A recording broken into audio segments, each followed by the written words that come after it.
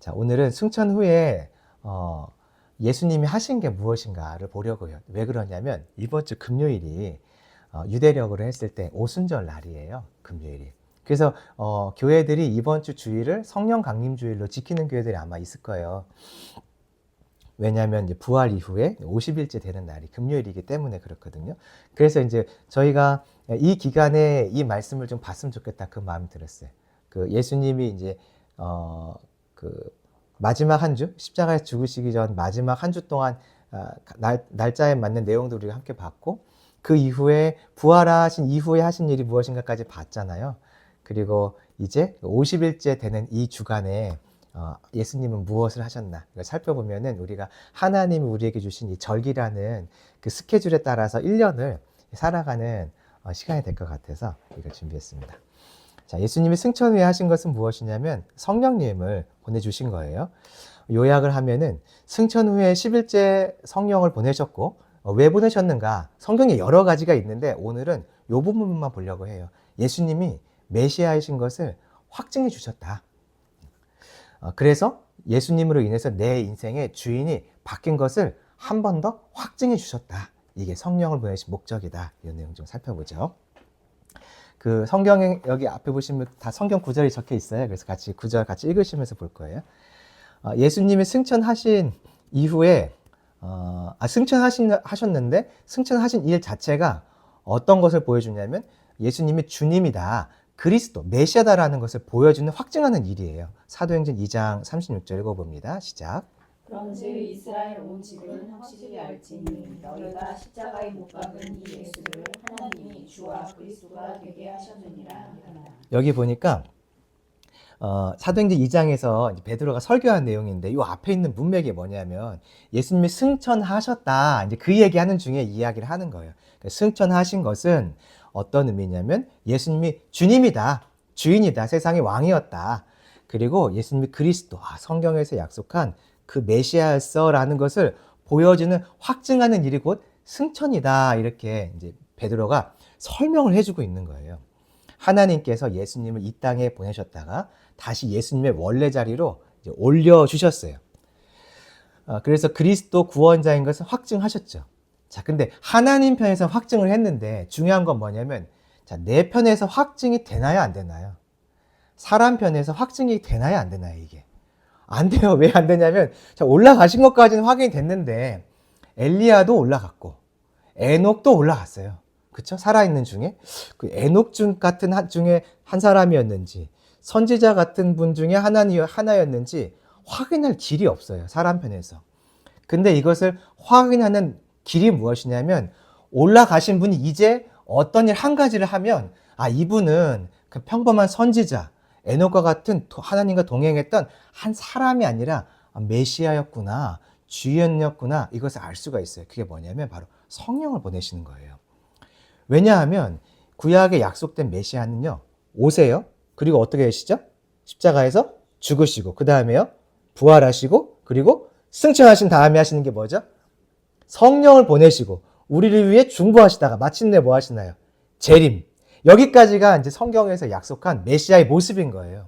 그럼 그가 진짜 메시아였는가 확인하는 방법은 그가 올라가시고 성령을 보내 신화를 보면 돼요. 자, 사도행전 2장 33절입니다. 시작. 하나님이 오른손으로 예수를 높이심에 그가 약속하신 성령을 아버지께 받아서 너희가 보고 듣는 이것을 부어주셨느니라. 높여지신 후에 약속하신 성령을 받아서 부어주셨대요. 49절입니다. 24장 49절 시작. 볼지어다 내가 내 아버지께서 약속하신 것을 너희에게 보내리니 너희는 위로부터 능력으로 입혀질 때까지 이 성에 머물라 하시니라. 성령이 임할 때 그냥 때가 돼서 임했는가 보다, 그게 아니라 제자들이 알고 있었어요. 예수님의 말씀을. 내가 약속한 것을 보내줄게. 너희들에게 위로부터 능력이 입혀지는 거, 성령 이야기죠. 성령을 내가 너희들에게 보내줄게 라고 예수님이 말씀을 하셨죠. 그래서 예수님이 성령까지 보내주셔야 저분이 진짜 구원자구나, 메시아구나, 이게 확인되는 거죠. 메시아구나, 주였구나, 주님이었구나 확인할 수 있는 게 바로 성령을 보내주신 거예요. 그래서 약속대로 우리에게 성령을 보내주시죠. 그럼 뭐 하라는 건가요? 우리한테 믿으라는 거예요. 그 예수가 진짜 메시아야, 진짜 구원자야. 그래서 너희들이 사단의 종로를 타고 사망의 종로를 타던 자리에서 벗어났어. 이젠 죄에 끌려가지 않는 인생이 되었어라고 확증해 주시는 게 바로 이 성령을 보내주신 사건인 거죠. 그런데 이 내용을 좀 보려면 예수님이 부활하신 후에 하신 일을 조금 더 살펴봐야 돼요. 자, 예수님이 부활하신 이후에 40일간 하신 일이 있어요. 그거는 하나님 나라의 일을 말씀하신 거예요. 사도행전 1장 3절입니다. 시작. 그가 고난 받으신 후에 또한 그들에게 확실한 많은 증거로 친히 살아계심을 나타내사 40일 동안 그들에게 보이시며 하나님 나라의 일을 말씀하시니라. 여기 보니까 40일 동안 예수님이 무엇을 하셨죠? 하나님 나라의 일을 말씀하셨어요. 그럼 이제 하나님 나라는 뭐지? 라는 질문이 생겨야겠죠. 하나님 나라는 성경에 봤더니 영원한 나라래요. 이게 다니엘서에 나와 있는데 2장 44절을 보면 이 여러 왕들의 시대에 하늘에 하나님이 한 나라를 세우신대요. 그런데 이것은 영원히 망하지 않는데요. 그 말은 뭐냐면 그 국권이 다른 백성에게 돌아가지 않는다. 망하지 않는다는 거는 그 국권이 계속 지켜진다. 그런 이야기인 거죠. 도리어 이 모든 나라를 쳐서 멸망시키고 영원히 설 것이라. 이 나라가 하나님의 한 나라를 세우는데 영원한데 그럼 다른 나라들은 영원하냐? 그렇지 않고 이 하나님이 세우신 나라를 싫어하고 하나님을 대적하고 이 나라를 무너뜨리려고 하는 어떤 통치자, 사람, 나라, 그런 어떤 사상들, 질서들은 모두 다 무너진다라고 하나님께서 이미 약속을 하셨어요. 예수님이 말씀하신 그 하나님의 나라는 보니까 영원한 하나님의 나라였어요. 자, 그런데 그럼 영원하니까 우리 눈에 보이나? 그렇지 않다고 말하죠. 누가복음 17장 말씀이에요. 시작. 바리새인들이 하나님의 나라가 어느 때에 임하나이까 묻거늘 예수께서 대답하여 이르시되 하나님의 나라는 볼 수 있게 임하는 것이 아니요 또 여기 있다 저기 있다고도 못하리니 하나님의 나라는 너희 안에 있느니라. 하나님의 나라가 영원하다고 했으니까 사람들이 그럼 이제 그게 눈에 보이는 그런 나라가 되겠구나라고 생각을 했는데 주님 말씀하시기를 아니야. 보이진 않아. 재림 전까지 그렇다는 이야기예요. 재림 전까지는 눈에 어떤 국가의 형태로 하나님의 나라가 보이지는 않아. 하지만 재림과 함께 보게 될 것이 있어. 뭐냐면 하나님을 대적했던, 아까 다니엘서에 있는 것처럼 대적했던 자, 대적했던 나라, 대적했던 권세, 대적했던 사상들이 다 무너지는 것을 그때 재림과 함께 보게 될 거야. 하나님 나라가 재림 전까지는 눈에 보이지 않지만 재림 이후에는 천년왕국으로 한번 보이고요. 그리고 정말로 이제 예수님께서 이 모든 나라를 심판하시고 나서 우리가 천국에 들어갔을 때 거기에서 그 하나님이 말씀하신 다니엘서의 영원한 나라를 보게 되죠. 그런데 이 땅에서는 그 나라를 우리가 맛보기로 조금씩 경험할 수는 있지만 영원한 그 하나님 나라가 가시적으로는 보이지 않고 여기 뭐라고 되어 있죠? 어디에 있대요, 그게요? 하나님 나라는 너희 안에 있느니라. 이게 어떤 문맥에서 이야기하는 거냐면 바리새인과 이제 서기관들이 와서 예수님을 계속 이제 대적하고 당신 나라가 뭐 세워집니까? 이러면서 이야기할 때 하신 말씀에서 뭐라고 말씀하시냐면 너희 안에 있다.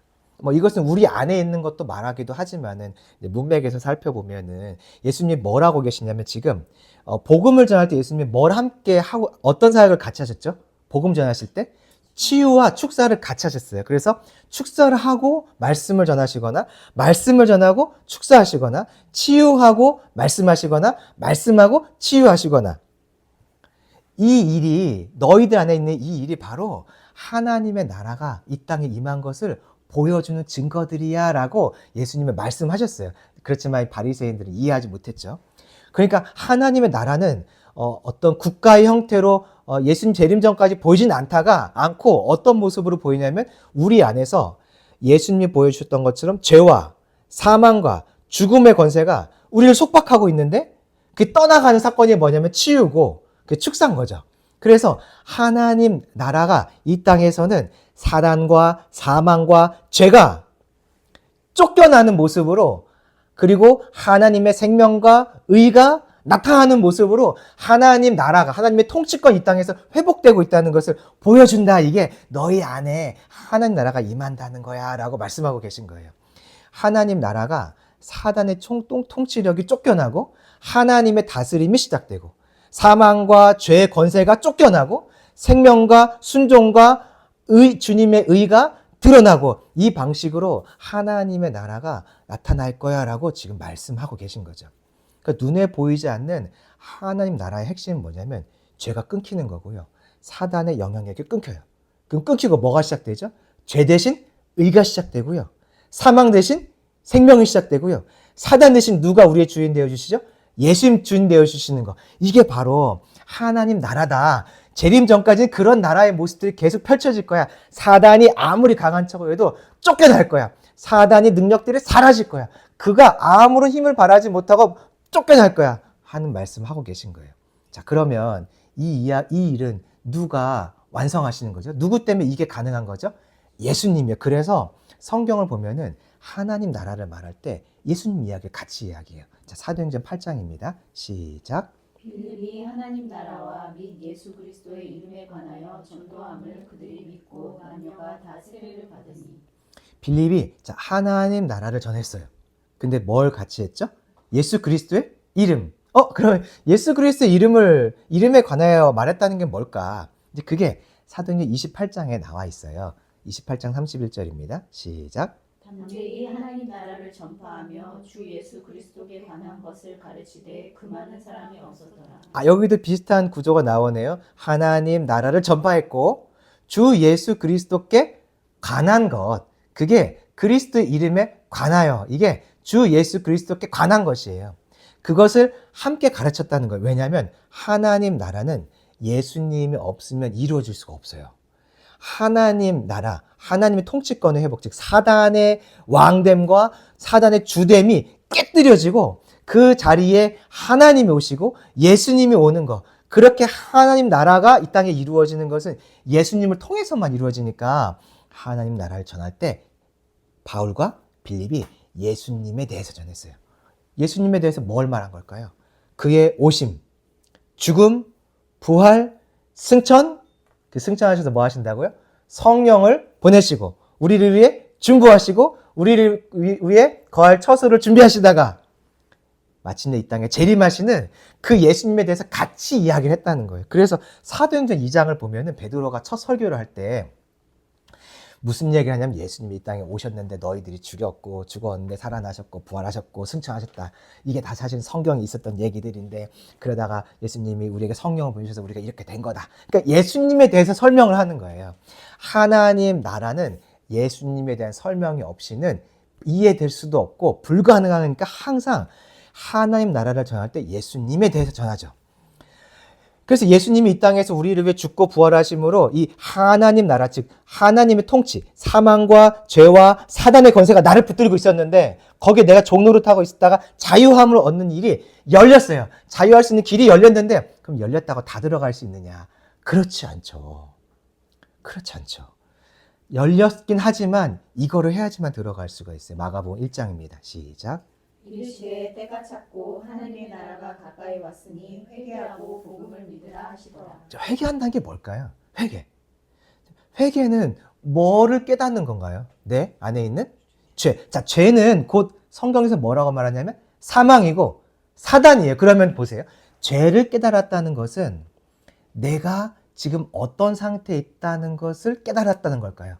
사망 아래, 죄 아래 놓여 있고 내가 사단에 이끄는 대로 내가 순종하고 있었네. 깨닫는 게 죄인 거예요. 그러니까 죄는 어떤 행동을 잘못했다. 물론 맞는데 죄를 회개한다는 것은 죄를 깨닫고 돌이키는 건데 내 삶이 사단의 조종을 받고 있네. 내가 사단의 말을 듣고 있네. 그러면 안 되지 하고 빠져나오기로 결정하는 게 회개인데 빠져나와서 어디로 간다는 것까지가 회개일까요? 예수님께로, 하나님께로, 즉 주인을 바꾸기로 결정하는 것이 회개인 거죠. 이 회개, 나는 더 이상 사단의 종노릇 하지 않을 거야. 나는 이제 예수님의 종, 하나님의 종의 아들의 자리에 들어갈 거야 라고 결정하고 돌아가는 것까지가 회개인 거죠. 이걸 하려면 회개하고 무엇을 믿으라고 하죠? 복음. 성경에서 복음은 곧 누구죠? 예수 그리스도. 예수님이 하신 이 모든 일을 믿으면서 내가 이 사단 아래에 있었는데 이거 어떻게 내가 벗어나지? 벗어나고 싶어. 근데 안 벗어나지거든요. 절대로. 그때 예수님 믿으면 나를 붙들고 있는 끈이 딱 끊기면서 쇠사슬이 딱 끊기면서 내가 예수님 안에 있는 존재, 예수님께로 가는 존재로 바뀌게 되는 것을 믿으면 그때 가서야 하나님이 열어놓으신 사망의 권세 아래에 있던 자가 생명이신 하나님의 권세 아래로 들어가게 된다는 거죠. 그래서 오순절날 일어났던 일이 있어요.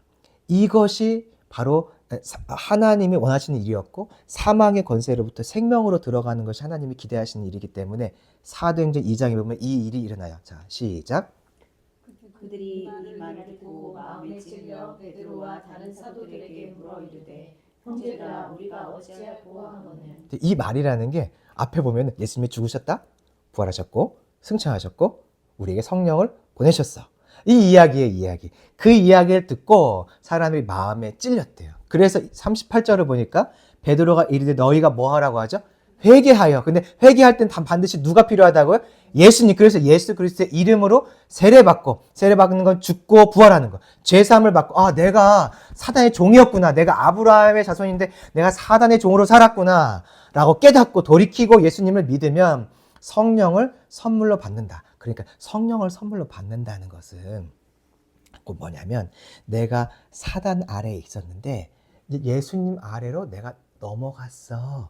내가 사망의 종로를 타고 있었는데 예수님의 종으로 바뀌었어. 조금 다르게 말하면 내가 사단이 시키는 대로만 하는 존재였는데 이제는 내가 예수님의 말씀대로 살아갈 수 있는 존재가 됐어. 더 이상 사단에게 끌려가지 않는 존재가 됐어. 하는 것을 확인시켜주는 선물이 뭐냐면 성령이라는 거예요. 성령이 임하면 우리는 능력과 어떤 권세를 나타내는 것을 생각하는데 맞죠. 근데 그게 왜 가능하냐면요. 내 안에 성령이 임하실 수 있는 무엇이 준비되었기 때문에 그럴까요? 성령은 홀리잖아요. 홀리 뭐죠? 거룩. 성령이 내 안에 오실 수 있는 것은 내가 어떤 존재가 되었다는 거죠? 거룩한 자. 나는 원래 어떤 자였나요? 부정한 자. 죄 가운데 있는 자. 사망 가운데 있는 자에게는 성령 임할 수 없죠. 근데 성령이 내주하시고 임하시려면 내 안에 거룩이 회복돼야지 되는 거죠. 그래서 내가 거룩한 자가 됐어. 사망에 끌려다니지 않고 사망에게 순종하지 않는 자가 되었어. 그거를 보여주는 증거가 뭐냐면 어떻게 내가 확인하죠? 그걸? 증거가 뭐냐면 바로 성령인 거죠. 그러니까 내가 성령의 어떤 감동, 조명, 성령의 인도하심들을 받을 때 또 어떤 능력들이 나타날 때 역시 성령님 능력이 있어. 거기서 멈추면 안 되고 그래 내가 하나님께 이끌림받는 존재가 됐지. 맞아, 난 더 이상 사단에게 끌려가지 않는 존재가 된 게 맞아 하고 확인할 수 있다면 오늘 여기서 말하고 있는 성령을 선물로 주신 의미를 계속 묵상하고 그 선물로 주신 성령과 함께 하나님과의 동행이 이루어지게 되겠죠. 이 성령을 주신 것은요, 내 안에 거룩이 이미 회복되었다는 것, 사망의 권세가 끊겼다는 것의 증거예요. 로마서 8장 9절입니다. 시작. 만일 너희 속에 하나님의 영이 거하시면 너희가 육신에 있지 아니하고 영에 있나니 누구든지 그리스도의 영이 없으면 그리스도의 사람이 아니라. 그리스도의 영이 있어야만 그리스도의 사람이래요. 그리스도의 사람인 것을 확증하는 것은 성령인 거죠. 성령. 8장 2절입니다. 시작. 이는 그리스도 예수 안에 있는 생명의 성령의 법이 죄와 사망의 법에서 너를 해방하였습니다. 결국 이 성령이 오셔가지고 성령과 관련된 게 뭐죠? 생명이에요. 생명. 생명이 성령의 법. 성령은 생명과 관련이 있어요.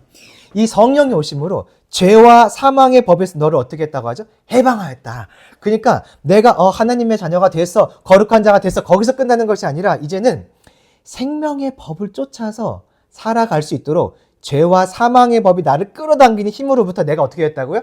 해방되었다는 것을 성령을 통해 증거해 주는 거예요. 그래서 내 안에 성령의 증거가 나타나고 역사가 일어나고 뭔가 성령의 감동도 있고 성령의 어떤 조명하심도 있고 할 때 너무 역시 좋아. 보혜사 성령님 감사해. 능력도 있고 너무 멋져. 거기서 멈추면 안 되고 맞아. 나는 그렇지. 죄와 사망에서 해방됐지.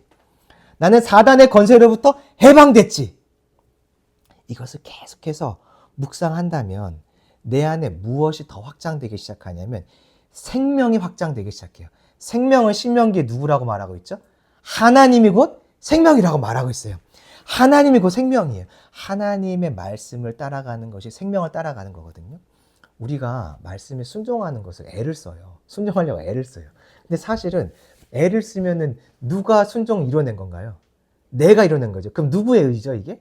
나의 의가 돼요. 근데 순종은 내가 내 의로 열심히 애를 쓰는 게 아니라, 경건의 훈련은 물론 필요한데, 내가 애쓰는 게 아니라 하나님이 내 안에 계신 예수님이 계시죠. 예수님의 그 순종의 그 능력이 내 안에서 발산되기 시작하면서 내가 순종이 되는 거예요. 그거를 하려면 무엇이 필요하냐면 성령이 내 안에 임하시고 성령이 내 안에 작동되고 내 안에서 일을 하실 때마다 계속 성령님이 무엇을 나에게 증거하고 계신지 확인해야 돼요. 아, 나는 예수님의 종의 자리로 들어갔어.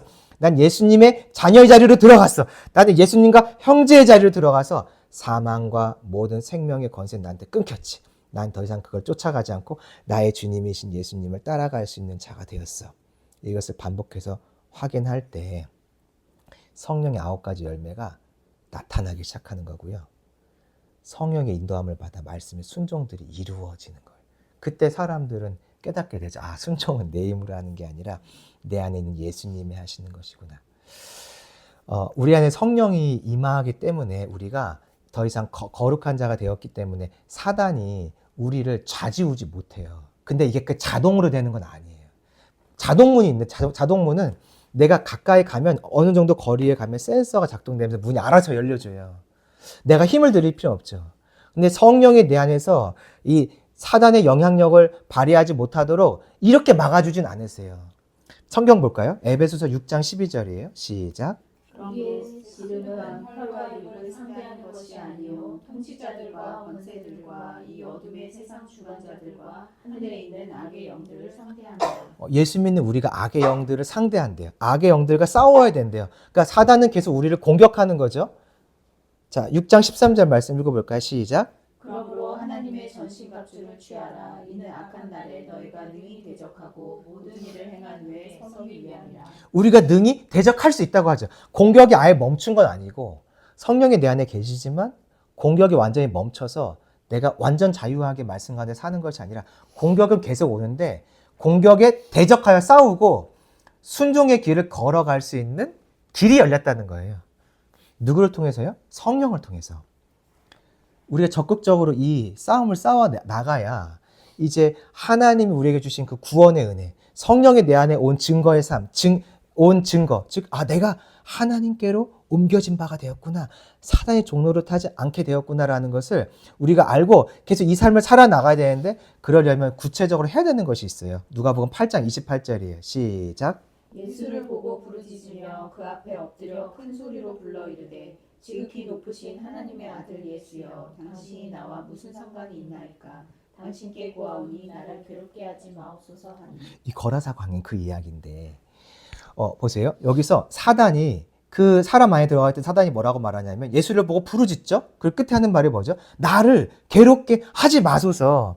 이게 이 귀신이 예수님을 보자마자 혼자 한 것처럼 보이지만 29절 보세요. 이는 이유가 나오죠. 왜 갑자기 귀신이 반응하나? 자동이 아니라 예수님이 이렇게 하셨던 거예요. 이는 예수께서 이미 더러운 귀신을 명하사 그 사람에게 나오라 하셨습니다. 그러니까 귀신에게 나오라고 말했기 때문에 귀신이 나가게 왜 나를 괴롭힙니까? 하면서 예수님께 말을 하는 거죠. 무슨 얘기냐면 사단이 나를 향해 대적하고 나를 말씀대로 살지 못하게 해서 끌고 가려고 해요.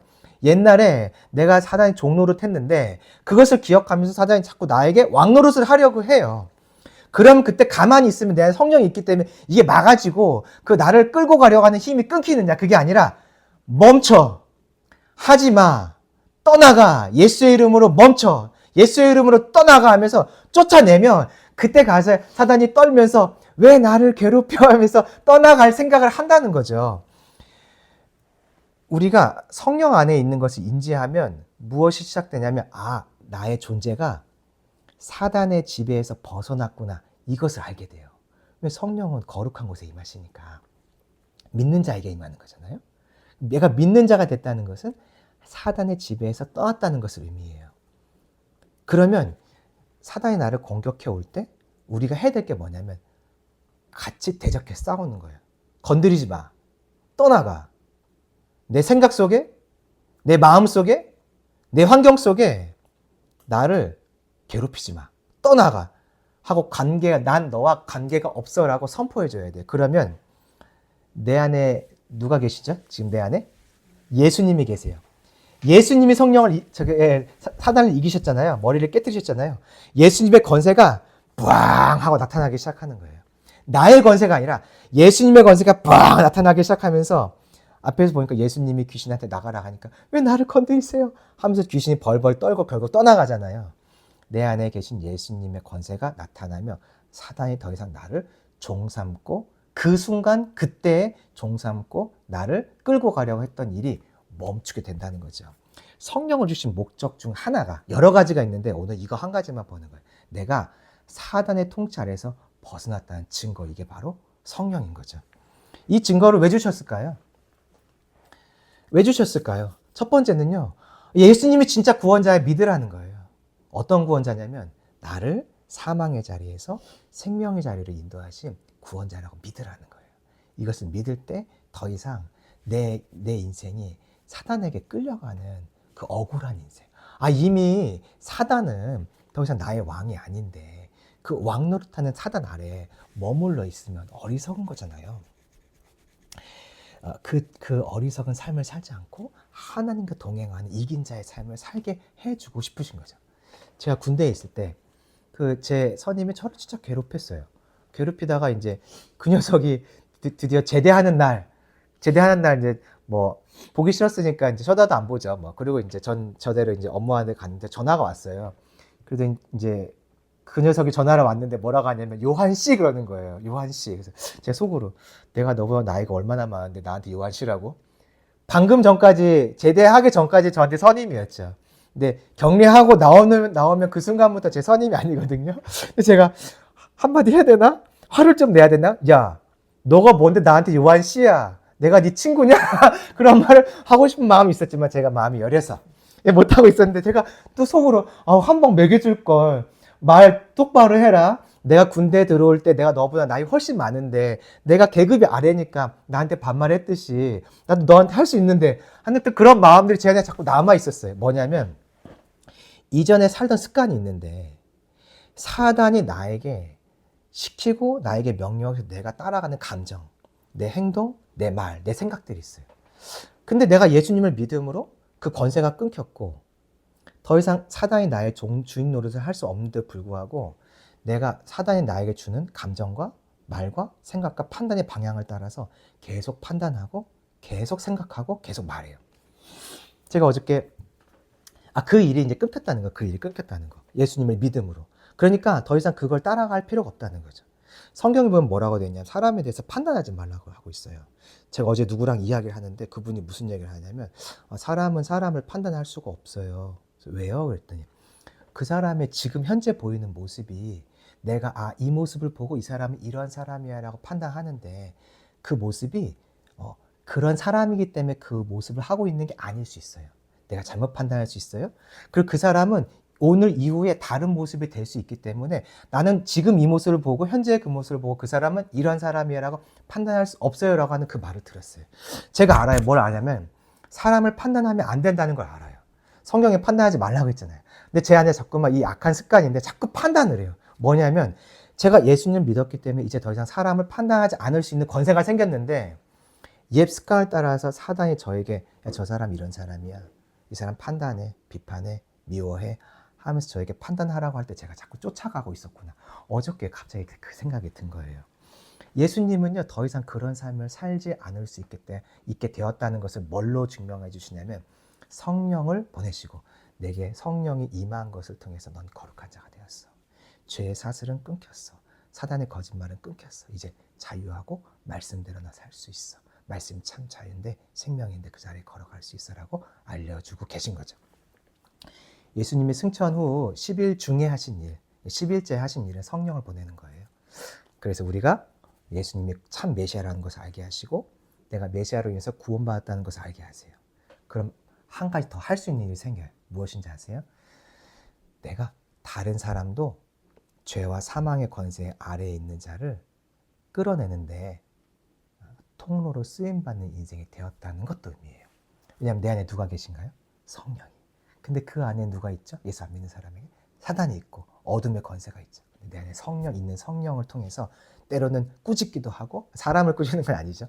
영을 꾸짖고 그 사람 붙들고 있는 어둠의 권세들을 우리가 깨뜨릴 수 있는 권세가 우리에게 세워져서 우리가 온 유대와 사마리아 땅끝까지 복음을 전파하는 증인의 삶을 살 수 있게 된 거죠.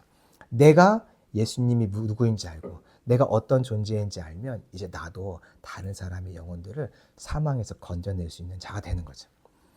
결론을 말하면 이번 한 주간 우리가 예수님이 하신 일을 따라서 같이 기도하는 거예요. 뭘 기도하냐면 제자들에게 부어주신 성령을 나에게도 충만하게 부어달라고 기도하는 거죠. 다 부어져야 되다. 그리고 예수님을 아는 지식을 넘어서 사망에서 구원한 유일한 구원자인 것을 믿도록 해달라고, 믿음 달라고 또 기도했으면 좋겠어요. 그리고 이 믿음이 내가 사단과 사망과 죄의 권세를 이겼다는 것을, 예수님이 이기셨기 때문에 나도 이제 이겼다라는 것을 믿는 믿음 달라고. 이게 믿어야 싸울 수 있거든요. 그래서 마지막에는 나도 이 예수님을 증거해서 다른 영혼도 사망의 권세 안에서 끌어내는데 통로로 쓰임받도록 좀 기도하면 좋을 것 같아요.